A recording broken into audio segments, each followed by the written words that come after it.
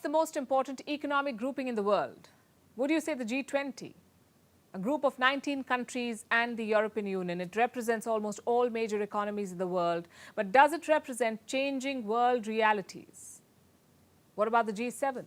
It's an old, rich nations club representing the global north, but no India, no China, no Russia. So can it really be called important in today's global landscape?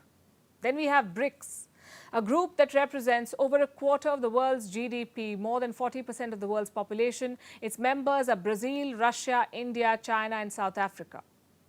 Now, more countries want to join. Egypt has formally applied. Others from Asia, Africa, and Latin America are also in the queue. But now there's been a surprising knock on the BRICS door. France President Emmanuel Macron wants a slice of the action. He wants an invite to the upcoming BRICS summit in South Africa in August. Hello guys, how are you doing? Welcome to another episode of our conversations. My name is Ondiro Oganga. I am a business journalist by profession and a digital content creator, and I make content on business, culture, and just Africa, Black people, and how we can rise up and take our rightful place at the global stage. Today, I want us to talk about BRICS and the chaos that is causing at the global stage. Now, since the beginning of the year, conversations have been rife about this new trading political organization called BRICS. And, you know, they have been making airwaves because they keep becoming powerful and powerful and powerful as the days go by. New members are asking to join by the day. We're seeing Africans more excited than ever to join a bloc. We're seeing conversations about de-dollarization. Do you know how big such a conversation is? Conversations about de-dollarization and finding alternative ways of trading with each other so that we can reduce our over-reliance on dollar, and we can also reduce the over-reliance on America and their say and the chokehold that they have on all other economies on the globe.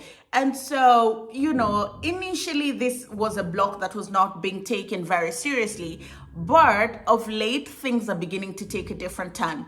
So the BRICS summit is coming up later on this year in South Africa, and BRIC leaders are going to attend. And for a long time there had been a lot of pressure on South Africa saying if Putin, who is one of the founding members of BRIC, comes to South Africa, you should arrest him because of the crimes against humanity that he has committed since Russia invaded Ukraine. And South Africa has been very adamant in saying, listen to us, nobody is going to coerce us and force us to do anything. And so ahead of this summit, different people are beginning to show interest and they want to apply to join. And one of these countries is France.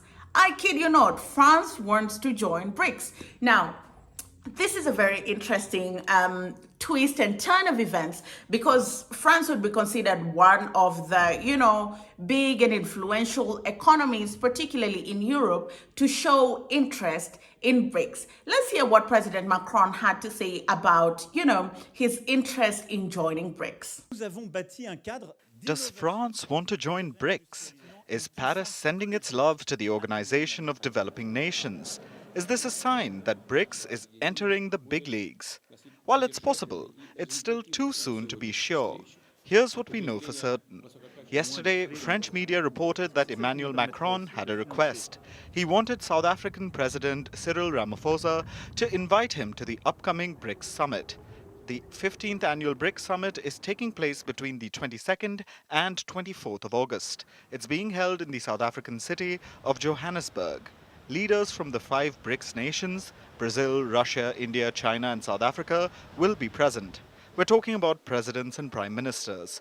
Along with these 5 nations, there will be other guests, the Friends of BRICS as they're called. Bangladesh, Saudi Arabia, the United Arab Emirates, and Indonesia have all been invited, as have some other nations. Many are hopeful about becoming members. Reports say some 14 countries have applied to join the grouping. The latest application is from Egypt, and some Egyptian corporations are excited by the prospect. I pick 2 things from here. I pick that President Macron totally understands the influence and the impact that BRICS is going to have, not only on the continent of Africa, but above and beyond. But then again, he's thinking of it from a colonizer's point of view. He's almost like, this is a trading bloc that many Africans are going to be on, and it's almost like scramble for Africa again in his mind, and he doesn't want to miss a piece of the cake. And so he's very keen to be a part of the negotiations and a part of the group so that should any opportunity come up, France does not miss. Now, I don't say this lightly, or I don't say it with a lot of joy and pride, and I don't think African countries are jumping up with joy at Macron expressing interest in joining BRICS. You know why? Because France does not do business in Africa on fair terms. I will repeat that again. France does not do business in Africa on fair terms. France has a very complicated history with the continent. There's something called La France Afrique, which is just an agreement, a very exploitative agreement between France and some African countries that enables France to do business on the continent on their own terms at the expense of some of these African countries. If you look at all the economies and countries that France has any footprint in, you'll realize that there's instability, or they have very exploitative trade terms and deals with France, you know. And so I think that it's not a good thing. For France, it's a good thing that they jump on this block and they will have a say with what happens to, you know, these trading blocks and eventually many African countries that are applying to join. But in retrospect, we need to trade very carefully, particularly when we're dealing with France. But France are not the only country that have applied to join BRICS.